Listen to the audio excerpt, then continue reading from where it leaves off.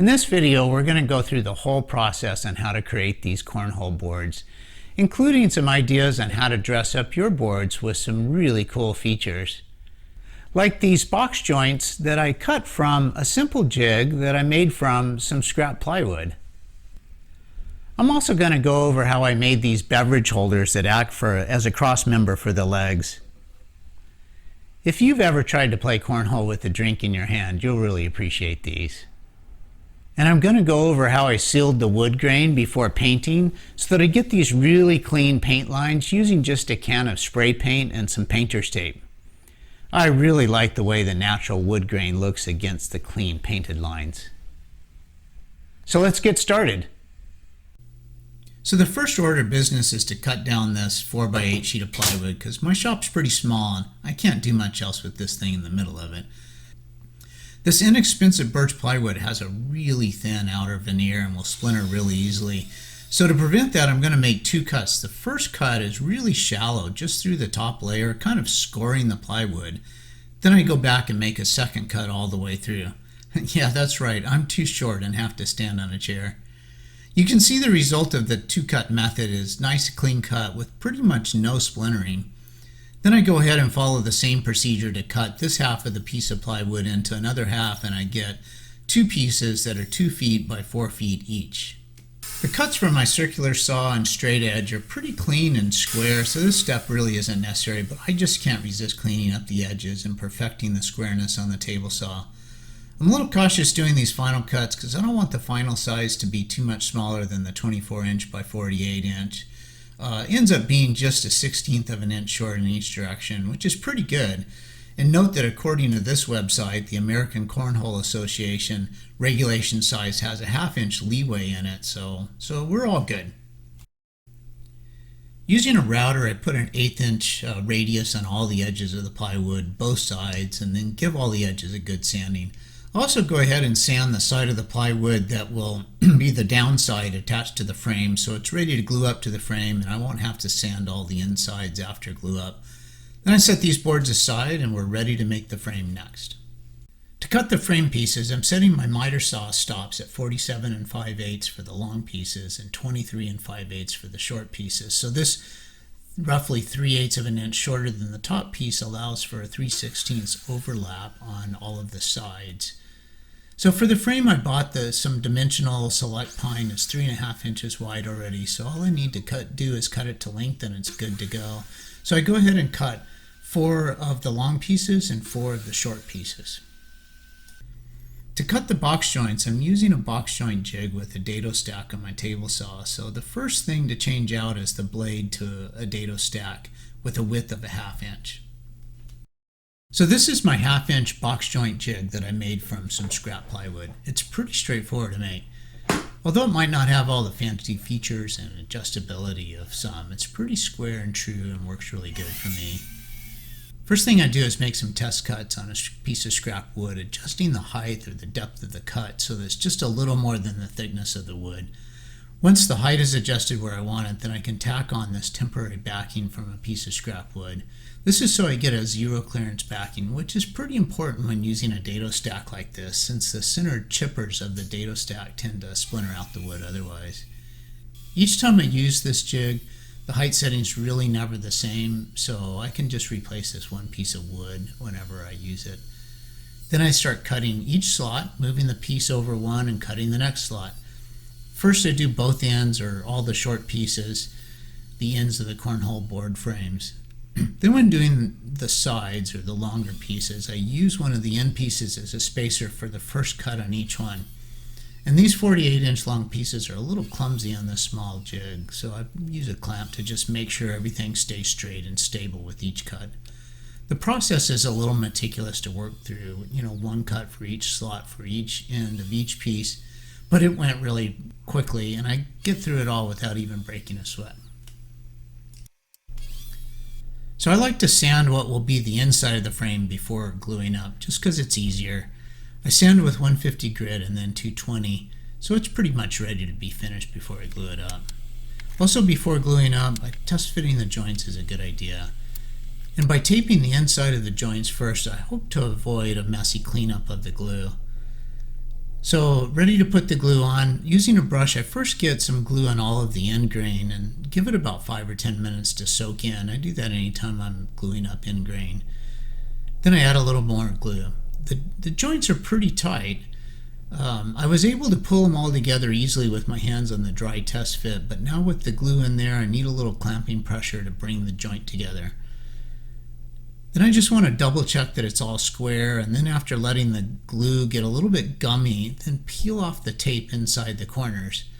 Definitely easier than trying to scrape off that glue afterwards. So after the glue is dry, just a minute of sanding on each joint reveals a really nice looking box joint. Strangely rewarding to blow the dust off. So there'll be 2 center supports on the frame.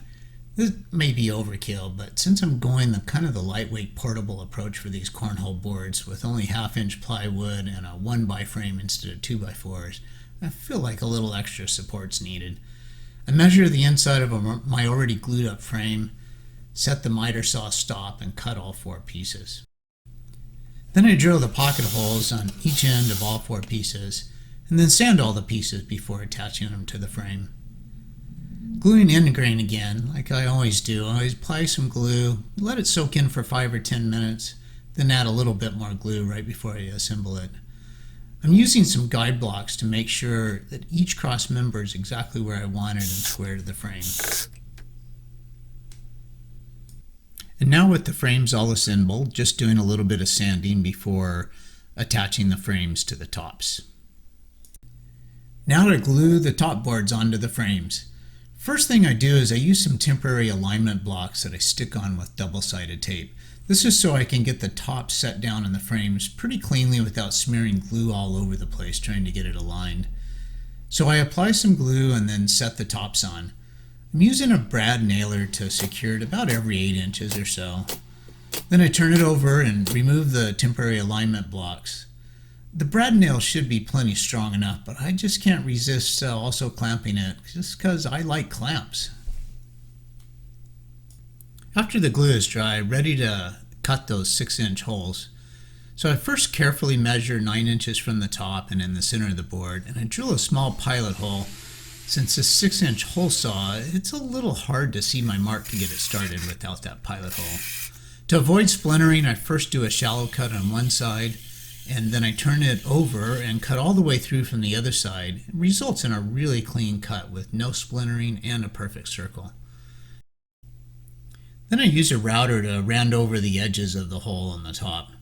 This might make the bags fall a little easier, and I don't know if it's legal or not, but my cornhole game needs all of the help it can get, and I also just like the way it looks. So a lot of people use a jigsaw to cut out the 6-inch hole, but let me tell you, my jigsaw skills suck, and if I tried to do that, there is no way I would get a good circle. Even if you have a pretty steady hand with a jigsaw, I think you'd probably get some noticeable imperfections. You may be hesitant to buy one of these, thinking this is the only time you'll use it, or maybe it's a little scary and difficult to use, but I got this one online for less than $20. It's really not that difficult to use. And when your friends and family find out you know how to make cornhole boards, I believe you'll be using it a lot more than you think. Now back to the build. Now on to making the legs. I'm just using a 2x4, although I did get one that was kiln dried, and I also picked through the pile to find one that had a minimum number of knots. First I cut it to rough length on the miter saw. Then I get my planer out and I plane both sides, making multiple shallow passes until both sides look good and all 4 legs are the same width. Then I pull out my joiner and clean up one edge of each leg, and then finally cut the last edge on the table saw, and the result is that I have 4 legs that are clean, straight, and all the same dimensions. To round off one end of each leg, I use something that's round about the right radius that I'm looking for to mark it. I rough cut it on the bandsaw and then use the bench sander to really get the final radius that I'm looking for. I use a drill press to drill a hole in each leg. Probably could have just done good enough with a handheld drill, but since the legs will swivel around this hole, I just wanted to make sure that it was straight.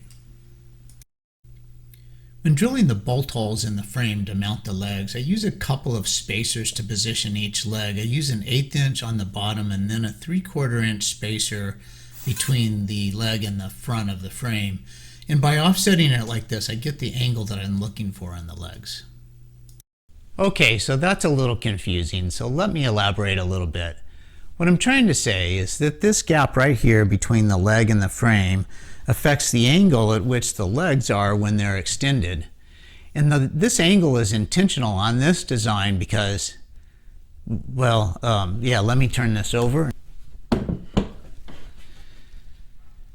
So what I mean is that the angle of the legs affects how the beverage holder sits out away from the frame. And that's important because if you were to put a bottle of beer in here with this leg angle, then it has room to fit. But with a little bit steeper leg angle, the bottle of beer might be underneath or hitting the frame. So if you're not going to do a beverage holder on your cornhole boards, I might recommend a little bit steeper angle of the legs, which means that you'd put that maybe a 1/4 inch gap or a 1/2 inch gap between the leg and the frame. Hopefully that helps. Now back to the build. So to measure the exact angle and the length that I need to cut the legs, I prop the cornhole board up to the 12-inch height, that is regulation, and hang a leg over the edge of my workbench and mark it. Then I can take that over to the miter saw, adjusting the miter saw to this angle and setting the stop block, and then I can just cut all 4 legs on the same setting. So now I'm going to cut the center supports that go between the 2 legs. I'm just doing a rough cut to rough length on the miter saw now. I cut 3 pieces and then I take one of those pieces to the table saw and cut it down the middle. Then I use that as a facer board and glue it onto each of the other ones, clamp it, let it dry, and then sand that joint.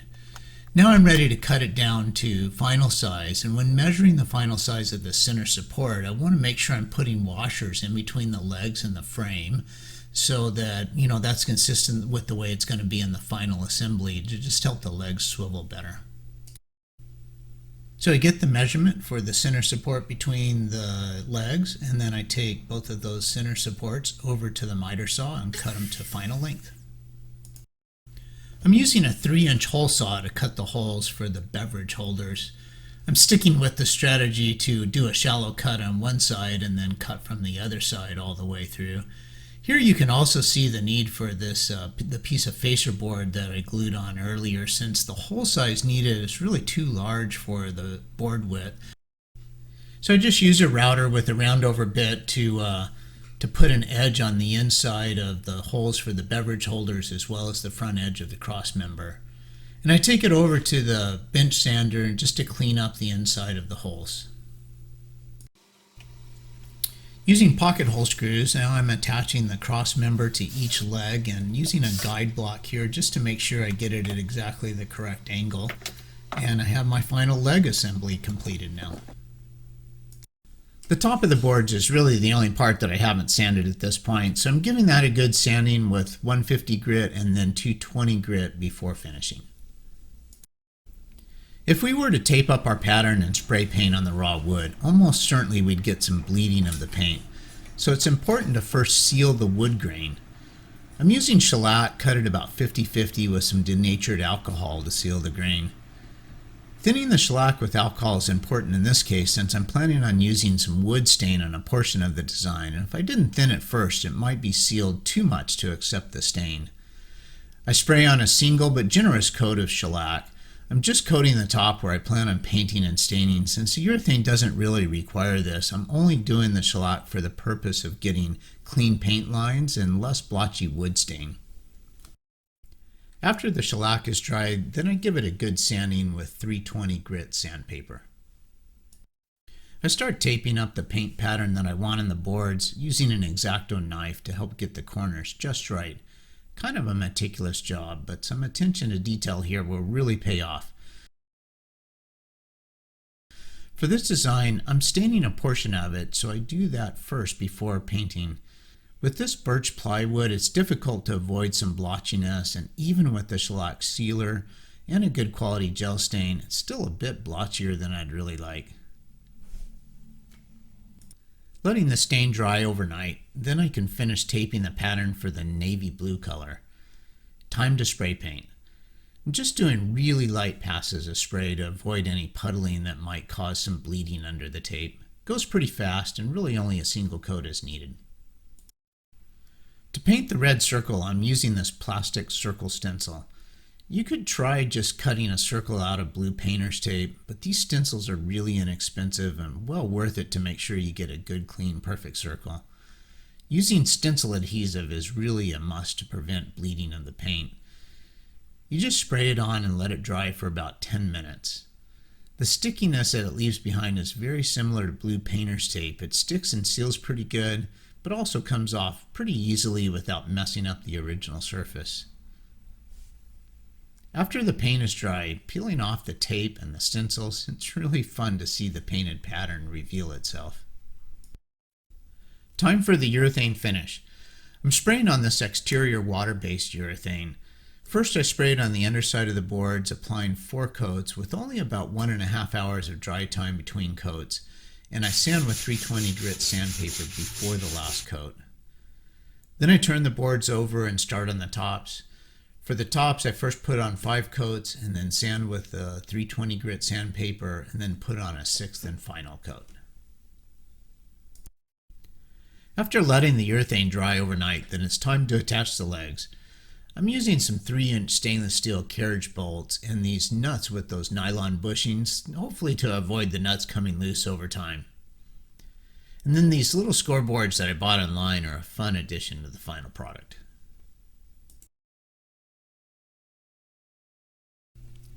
So just using this carrying case that I got online, just head over to the local park to give the boards a try.